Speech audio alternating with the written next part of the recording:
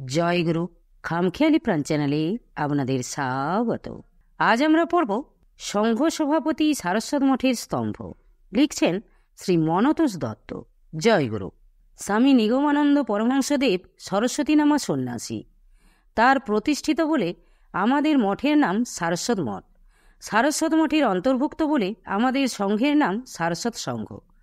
শ্রী শ্রী ঠাকুর বলেছেন, আমরা চাই ধর্মের মধ্য দিয়ে এই অধঃপতিত জাতিকে উঠিয়ে তুলতে, এদের মধ্যে সেই ঋষি যুগের মহান আদর্শগুলিকে ফুটিয়ে তুলতে, সে যুগের ঋষিদের মতো মানব জাতিকে শ্রেষ্ঠ দান আত্মার স্বরূপ জ্ঞান দান করতে।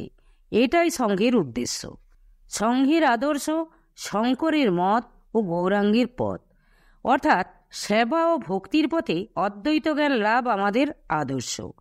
সনাতন ধর্মের প্রচার, সৎশিক্ষা বিস্তার এবং জীব সেবা আমাদের ব্রত।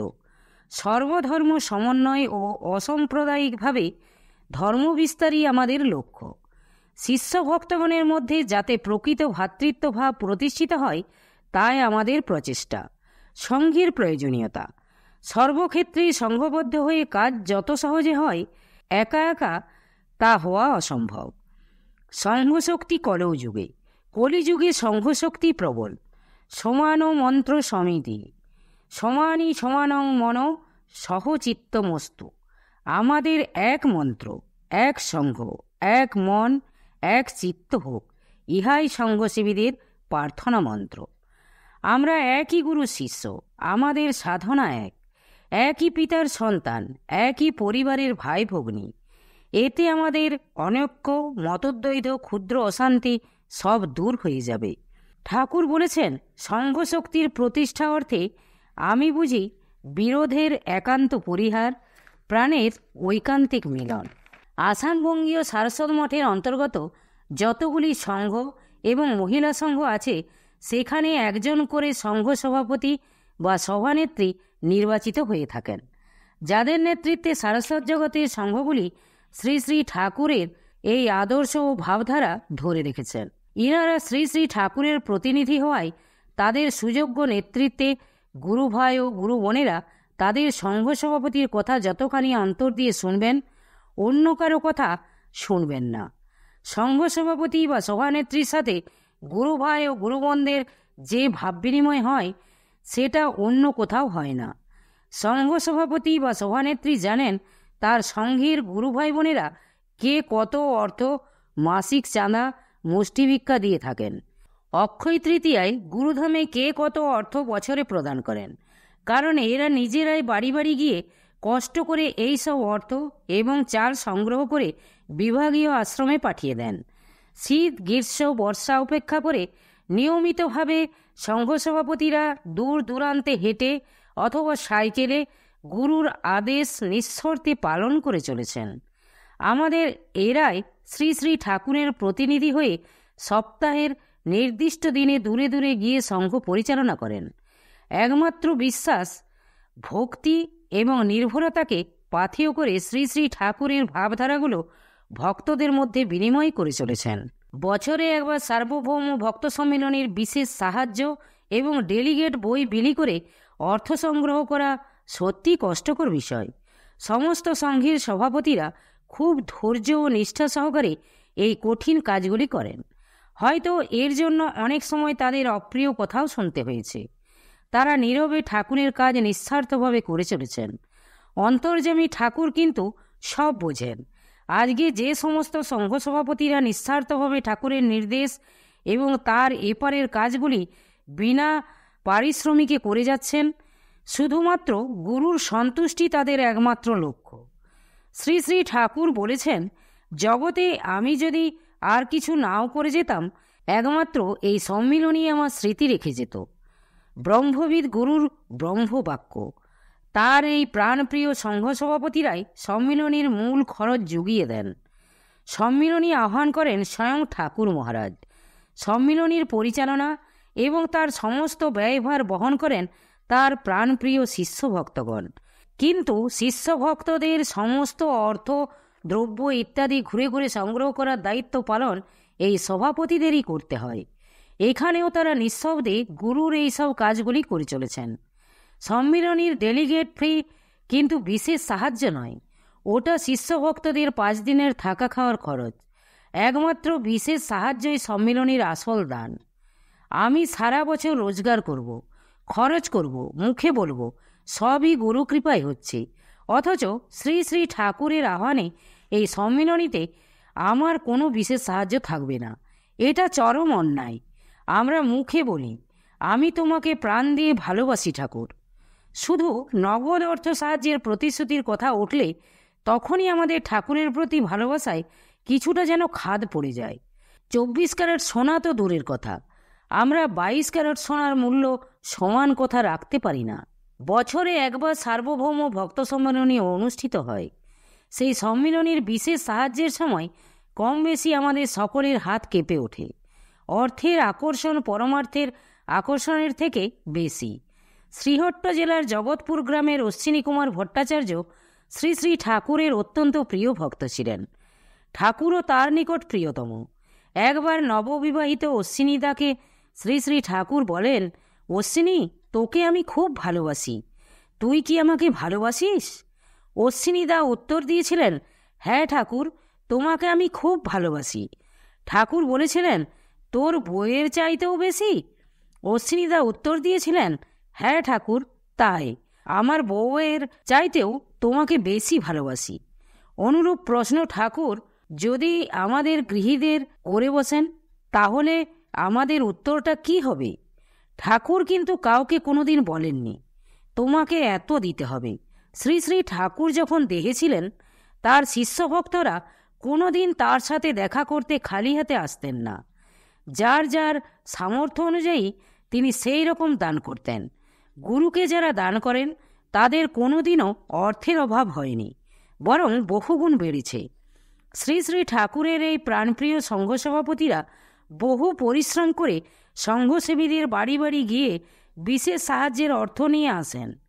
অনেকে আবার রসিদ বই সময় মতো না পেয়ে বিনা রসিদে অর্থ নিয়ে একেবারে সম্মিলনীস্থলে জমা করেন। সংঘসেবীরাও সম্মিলনীর বিশেষ সাহায্যের অর্থ অন্য কারো হাতে দিতে চান না। সংঘ সভাপতি তাদের পছন্দ। সংঘ সভাপতিরা সত্যি সারস্বত মঠের স্তম্ভ।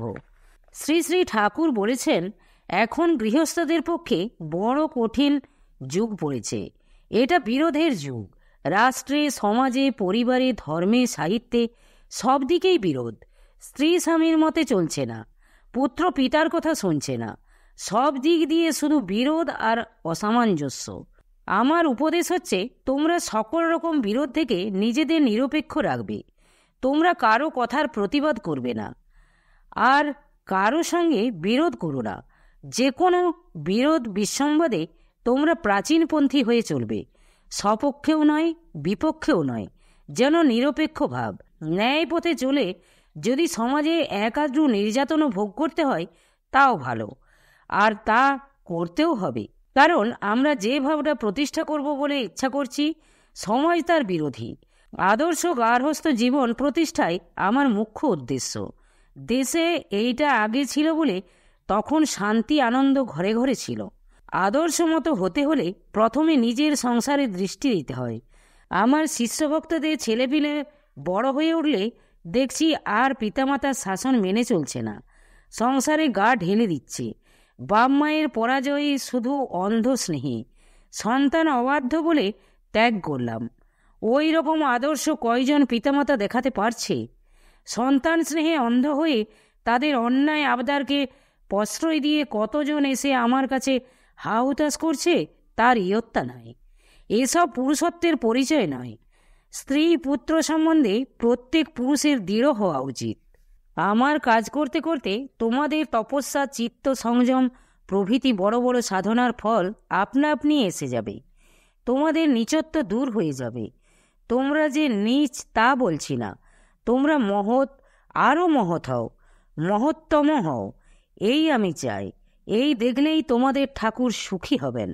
স্বামী শুদ্ধানন্দ সরস্বতী ও নারায়ণ দাস নন্দী শ্রী শ্রী ঠাকুর মহারাজের সাথে পরামর্শ করে বাংলা 1339 সালে তৎকালীন হালি শহর আশ্রমে অবৈতনিক প্রাথমিক বিদ্যালয় সারস্বত পাঠশালা চালু করেন।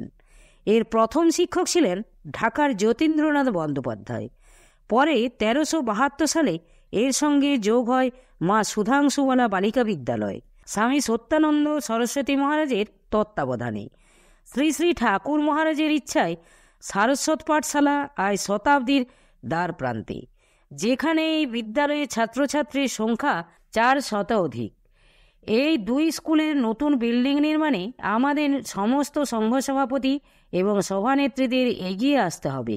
হালিশহর মঠের অধীনে 617টি সংঘ আছে।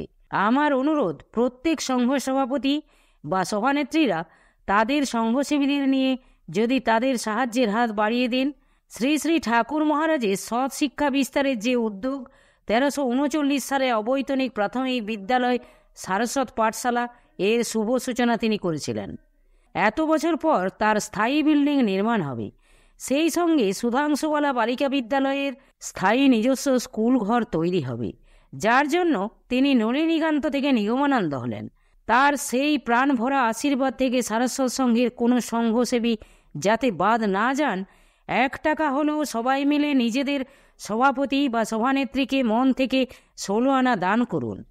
সংঘ সভাপতিরাই কিন্তু সারস্বত সমাজের স্তম্ভ হিসাবে নিগম ভাবধারার বাহক। পরিশেষে নিজের কাজ বাদ দিয়ে সংঘে যোগদান করলে শ্রী শ্রী ঠাকুর কিভাবে ভক্তকে রক্ষা করেন তার একটি উদাহরণ। দার্জিলিং জেলার হাঁসকোয়াড় অঞ্চলে চান্দামারি সংঘের অন্তর্গত গড়গড়িয়া গ্রামের লঙ্কেশ্বর রায় প্রাইমারি স্কুলের প্রধান শিক্ষক, যিনি বাংলার 1329 সালের দোল পূর্ণিমায় চান্দামারি সংঘের রাজেন্দ্র বর্মনের বাড়িতে শ্রী শ্রী ঠাকুর মহারাজের কাছে দীক্ষা গ্রহণ করেছিলেন। চান্দামারি সংঘে পৌর্ণমাসিক অধিবেশন, তার পূর্বদিন ছিল রবিবার। লঙ্কেশ্বরদা প্রতি শনিবার বিকালে বাড়ি গিয়ে সোমবার সকালে মহানন্দা নদী পার হয়ে এসে স্কুল করেন। প্রতিটি সঙ্গে তার উপস্থিতি অপরিহার্য, কাজেই সেই দিন হাঁসকোয়াড় তাকে যেতেই হবে।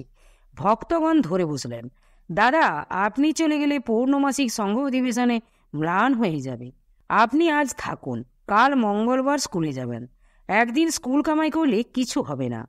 লঙ্কেশ্বরদা বললেন, আজ যদি হঠাৎ পরিদর্শক এসে স্কুল পরিদর্শন করেন আর আমাকে না দেখতে পান, আমার চাকরি যাবার সম্ভাবনা। ভক্তগণ বলেন, দাদা আপনি তো কোনো অন্যায় কাজে লিপ্ত হচ্ছেন না, ঠাকুরের অধিবেশনে যোগদান করছেন, কাজেই তিনি আপনাকে রক্ষা করবেন। ভক্তের কথায় লঙ্কেশ্বরদা থেকে গেলেন, সংঘ করলেন, পাঠ করলেন তিনি। ভক্তগণ প্রচুর আনন্দ পেলেন। পরদিন স্কুলে গেলেন, শুনলেন সোমবার দিন মহানন্দা নদীতে এত জল হয়েছিল কেউ পার হতে পারেননি। আজ অনেক কম জল, তিনি হেঁটেই নদী পার হয়ে গেলেন। স্কুলে গিয়ে শুনলেন গতকাল বিদ্যালয় পরিদর্শক এসেছিলেন। দ্বিতীয় শিক্ষক বললেন, আপনি যে গতকাল স্কুলে আসতে পারেন না আমাকে বলে যাননি, এর জন্য পরিদর্শকের কাছে আমাকে ধমক খেতে হয়েছে। লঙ্কেশ্বরদা যেন আকাশ থেকে পড়লেন। তিনি জিজ্ঞাসা করলেন, মাস্টারমশাই ব্যাপার কি? মন্তব্য বহিতে আমার সম্পর্কে কোনো বিরূপ মন্তব্য করেছেন কি? আমার চাকরির কোনো ক্ষতি হবে না তো? দ্বিতীয় শিক্ষক বললেন, আরে না না, আপনার সম্বন্ধে খুব ভালো মন্তব্য লিখে গেছেন, আপনার কর্তব্য নিষ্ঠার খুব প্রশংসা করেছেন। তিনি হঠাৎ স্কুলে আসাতে আমি হতচকিত হয়ে গেছি। তিনি এসেই প্রশ্ন করলেন, প্রধান শিক্ষক কোথায়? আমি বললাম, প্রতি শনিবার স্কুল ছুটির পর তিনি বাড়ি যান, আবার সোমবার ঠিক সময়ে স্কুলে আসেন। আজ যে কেন আসলেন না আমার জানা নেই। পরিদর্শক বললেন, আপনার সঙ্গে কি তার কোনো শত্রুতা বা মনোমালিন্য আছে? আমি বললাম, না স্যার, আমার সাথে তার সম্পর্ক খুবই ভালো। তখন পরিদর্শক বললেন, তাই যদি থাকে তাহলে তিনি যে আজ ছুটি নিয়েছেন সে কথা আপনি জানেন না কেন? এই দেখুন। এই বলে তিনি তার পকেট থেকে আপনার লেখা দরখাস্ত বের করে দেখালেন এবং বললেন, আমি সেটা অনুমোদন করেছি। বর্তমানে অনেক শিক্ষক ছুটি না নিয়ে স্কুল কামাই করেন, আর তিনি এমন কর্তব্যপরায়ণ যে পূর্বাহ্নেই সেটা আমাকে জানিয়ে রেখেছেন। দেখলাম যে দরখাস্ত তো আপনারই হাতের লেখা, আপনারই স্বাক্ষর। আমি আপনার হাতের লেখা চিনি। লঙ্কেশ্বরদা বিস্ময়ে আবিষ্ট হয়ে বললেন, কি বলেন মাস্টারমশাই, আমি তো কোনো দরখাস্ত লিখিনি। এই যে অবাক কাণ্ড! লঙ্কেশ্বরদা মনে মনে বুঝলেন এ তার প্রাণের ঠাকুরের কীর্তি। তাকে রক্ষা করার জন্য ঠাকুর তার রূপ পরিগ্রহ করেই তার হস্তাক্ষরের অনুরূপ দরখাস্ত সুদূর শিলিগুড়ি গিয়ে পরিদর্শকের হাতে দিয়ে এসেছেন। ধন্য ঠাকুর, ধন্য তোমার মহিমা। জয় গুরু, জয় গুরু। আজ এই পর্যন্তই। যদি আপনাদের ভালো লেগে থাকে তাহলে চ্যানেলটিকে সাবস্ক্রাইব করে সাথে থাকবেন। জয় গুরু, জয় গুরু।